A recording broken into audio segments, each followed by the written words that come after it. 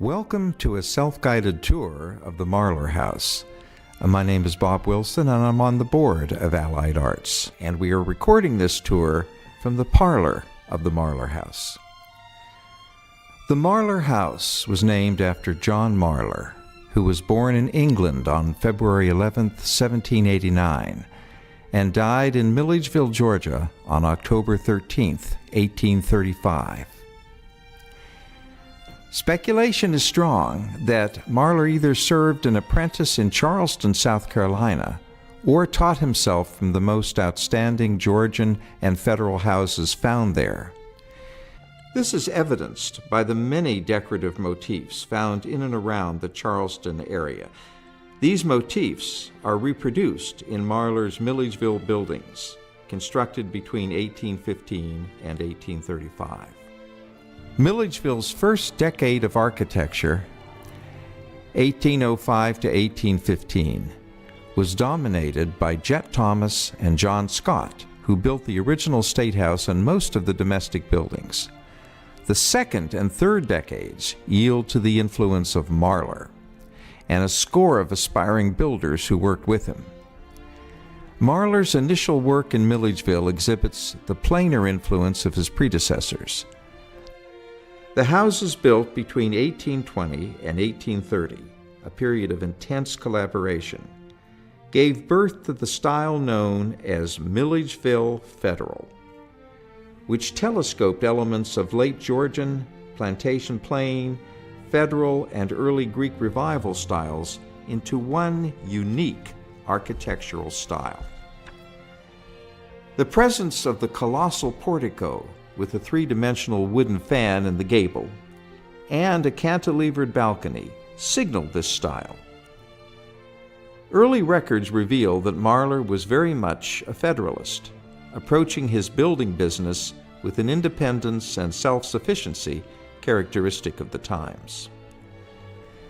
The Milledgeville, Baldwin County structures most often attributed to Marlor include the Stovall Con Gardner House, circa 1815, the Boykin White Barrett House, circa 1820, the Willis House, Mount Nebo, the home of Governor David Mitchell, circa 1822, the Delaunay Robertson Hobbs House, circa 1824, the Brown Stetson Sanford House, circa 1825, the Newell Watts House, circa 1825, the Marlor Bethune Humphrey House, circa 1830, and the Masonic Hall, circa 1832 to 1834. Tradition has it that John Marlor built the Marlor House for his second wife, Anne Carleton, as a marriage present. After his death, his widow, his daughter, and her husband, Ben Bethune, lived here. This 2-over-2 house with shed rooms is very much a transitional house that presents architectural idioms of both the Federal and early Greek Revival periods. Let's begin at the portico. The portico.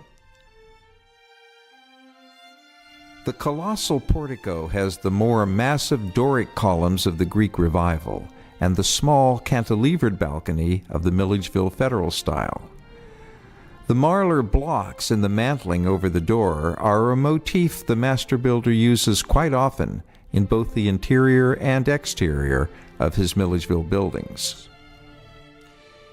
Now let's proceed to the front hall.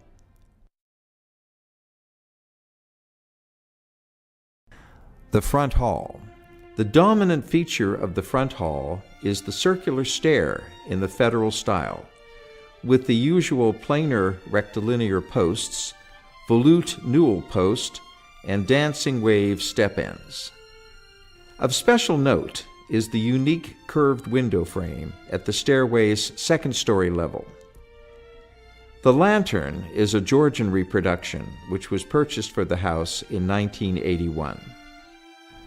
The door at the front entrance to this house was moved to the back wall of the parlor around the turn of the century, so a new Victorian door with stained glass insets and chip carving could be put up.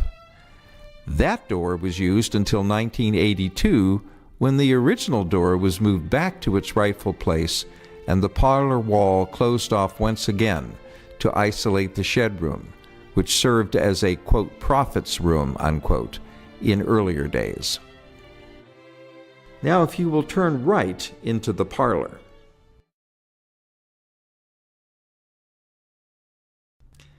The parlor.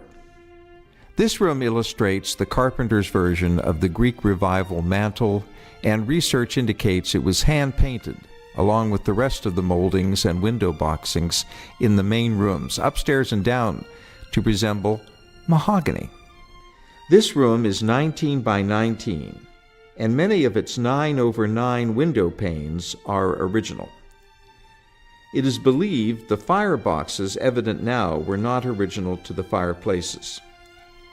The pewter and brass lighting fixture is an imported English reproduction, purchased with grant funds from the Georgia Council for the Arts. Now proceed across the front hall to the dining room.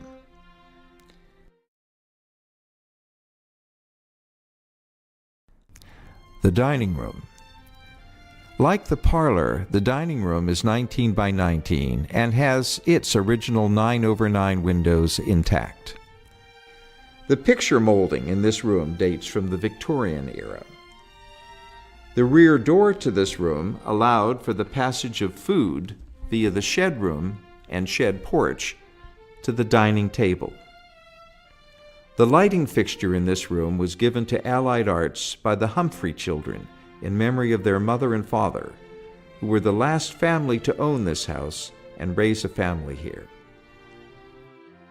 We will now go to the shed, out the dining room to your left.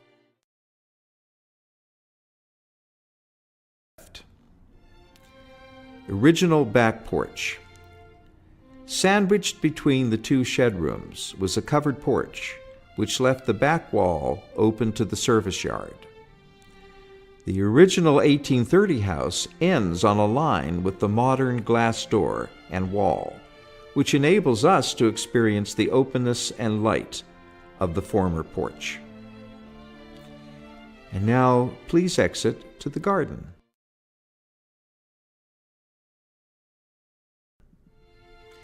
Mrs. Marlor's garden.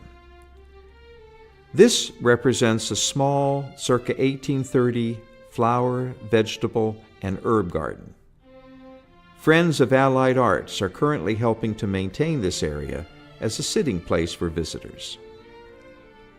Thank you so much for visiting Mr. Marlor's house.